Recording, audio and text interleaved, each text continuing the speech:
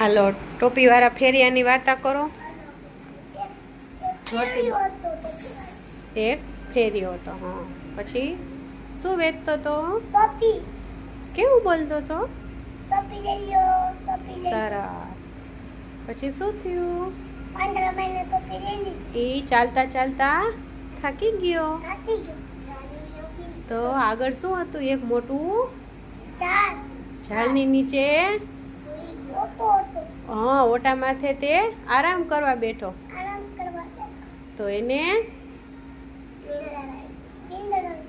નીંદર આવી ગઈ. પછી થોડીક વાર થઈ તો ઉઠો.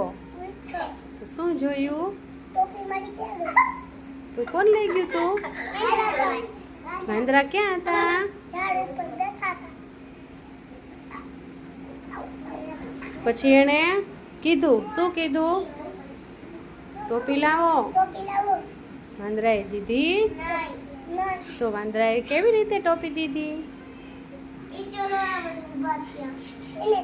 એને એ ટોપી ફેંકી તો એને પર ટોપી. સરસ. ફેરિયાએ પોતાની ટોપી ઓઢી હતી, નીચે ઘા કરી. હા,